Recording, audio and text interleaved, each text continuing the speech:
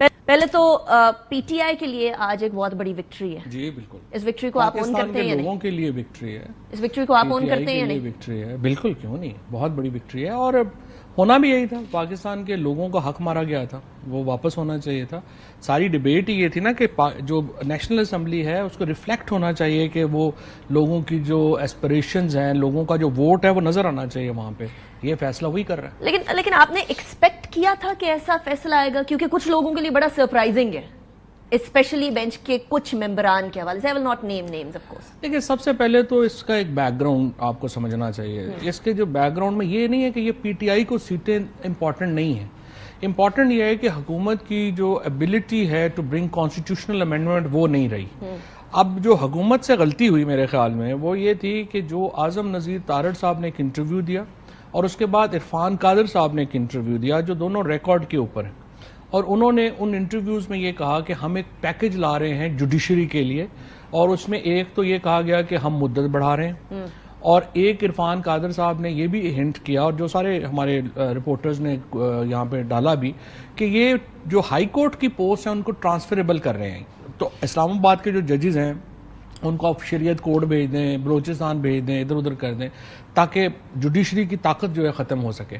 تو I think that those interviews were big mistake on the part of government. حکومت نے اپنے پاؤں پہ خود کلہاڑی ماری. سچویشن مختلف ہو سکتی تھی. سچویشن مطلب شاید اس طرح سے پھر جوڈیشری اس کو پرسنلائز نہ لیتی, کیونکہ یہ اب معاملہ یہ نہیں رہا کہ وہ یہ تو اب جوڈیشری کو تو بالکل دیوار سے لگانے والی بات ہو گئی نا آپ اس طرح کی باتیں کر کے. تو ایک تو جوڈیشری نے یہ فیصلہ اپنی انڈیپینڈنس کے لیے کیا, کیونکہ آپ دیکھیں نا فیصلہ ایون جو جسٹس فائز عیسیٰ ہیں انہوں نے بڑا انٹرسٹنگ اس میں فیصلہ جو ہے وہ پی ٹی آئی کے حق میں دیا ہے. حالانکہ پی ٹی آئی سے پہلے ان کو کافی زیادہ جو ہے وہ اس سے پہلے فیصلے بھی پی ٹی آئی کے بہت خلاف دیتے رہے نا, اور اوپن ریمارکس اور یہ وہ. لیکن مندو خیل صاحب کا اور جو فیصلہ ہے فائز عیسیٰ صاحب کا وہ ان لائن ہے جسٹس منصور علی شاہ صاحب کی اور میجورٹی ججمنٹ کی ایز اے ہول. صرف ان کا جو ڈفرینس ہے وہ نمبر آف سیٹس پہ ہے, ورنہ پرنسپل تو انہوں نے بھی تسلیم کر لیا.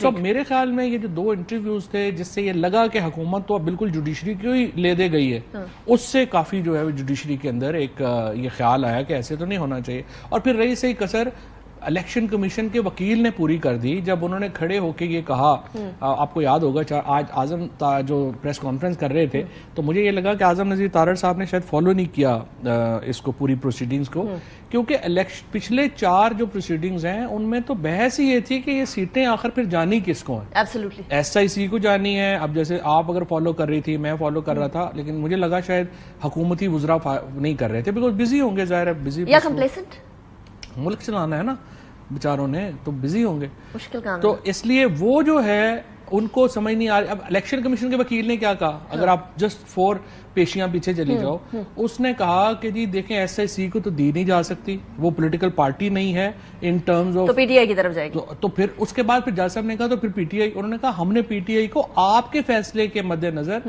ہم پارٹی نہیں مانتے. تو چیف جسٹس صاحب has actually taken a back, انہوں نے کہا ہم نے کب کہا. حالانکہ ای سی پی کے ذرائع سے میری خود بھی بات ہوئی ہے, تو دیر سینگ کہ ہم نے کبھی پی ٹی آئی کو پارٹی نہ ماننے کی بات ہی نہیں کی, وہ ہماری پارٹیز کی لسٹ میں موجود ہے. تو پھر وہ اپنے وکیل سے پوچھے نا, تو وہ انہوں نے لیکن یہ بات کہی, ذرائع سے خبر بھی چل رہی ہے, وہ تو ریکارڈڈ ہے نا. الیکشن کمیشن نے پھر اب آج ان کو یاد آیا ڈینائی کرتے ہوئے, تو جب وہ آرگومنٹ کر رہے تھے تو اس وقت ان کو بتاتے وہ کہتے ہیں جو موقع بعد میں یاد ساری بات جو ہے نا وہ ایک مس انٹرپریٹیشن سے سٹارٹ ہوئی ہے. اب اسی فیصلے کے اندر 1-2 پیرے اور ڈال کے اس کی انٹرپریٹیشن بھی کی جا سکتی تھی نا, کیونکہ حکومت کو اس ٹائم پر سب سے زیادہ مسئلہ یہ ہے کہ جنہوں نے انٹرپریٹیشن کرنی ہے وہ قانون لکھ رہے ہیں, بقول ان کے یہ ججمنٹ سے انہوں نے قانون لکھا ہے, کانسٹیٹیوشن لکھا ہے. They are saying that they've rewritten it in a way. اور وہ کہہ رہے ہیں جن کو قانون بنانا چاہیے وہ اب بیچارے انٹرپریٹ کر رہے ہیں, یعنی پارلیمنٹ صرف انٹرپریٹیشن کے لیے. یہ جائز تنقید ہے ان کی گورنمنٹ. یہ صرف تنقید اس لیے ہے کہ حکومتی وزراء جو ہیں انہوں نے پروسیڈنگز فالو نہیں کی. اگر وہ انہوں نے پروسیڈنگز فالو کی ہوتی اور جسٹس منصور علی شاہ, اطہر من اللہ صاحب اور ان کے جو تمام الیکشن کمیشن کے لائر کے ساتھ جو بات چیت ہو رہی تھی, تو پھر وہ یہ بات نہ کرتے. کیونکہ جو اس وقت مسئلہ یہ تھا کہ ووٹ ایک پارٹی کو پڑا ہے, الیکشن کمیشن نے اس پارٹی کو کہا کہ سپریم کورٹ کے فیصلے کی وجہ سے ہم اس کو پارٹی نہیں مان رہے. سپریم کورٹ نے کہا ہم نے تو یہ کہا ہی نہیں. تو اس کو پھر بات یہ آ گئی کہ اگر مس انٹرپریٹیشن ہوئی ہے سپریم کورٹ کے فیصلے کی تو کیا اس کی سزا عوام کو دی جائے؟ آنسر از نو. سو پاکستان کے آئین کے تحت انہوں نے اس کو انٹرپریٹ کرنا تھا نا. رائٹ. لیکن اب آپ نے جو کہا ہے نا اس کے جو ریپرکشنز آئیں گے وہ بڑے امپورٹنٹ ہے کیونکہ اب کسی بھی طریقے سے کوئی کانسٹیٹیوشنل امینڈمنٹ نہیں ہو سکتی. 2/3 میجورٹی والی سچویشن چلی گئی ہے گورنمنٹ کی. لیکن پاکستان کے اندر جن گورنمنٹس کے پاس 2/3 میجورٹی نہیں بھی ہوتی ہے, جب قانون پاس کرانے کی باری آتی ہے تو قانون پاس ہو جاتے ہیں. آپ کو پتہ ہے 2018 کے اندر آپ بھی اس ٹائم پر جو ہے وہ پی ٹی آئی کا حصہ تھے, حکومت کا حصہ تھے. میں اب بھی پی ٹی آئی کا حصہ.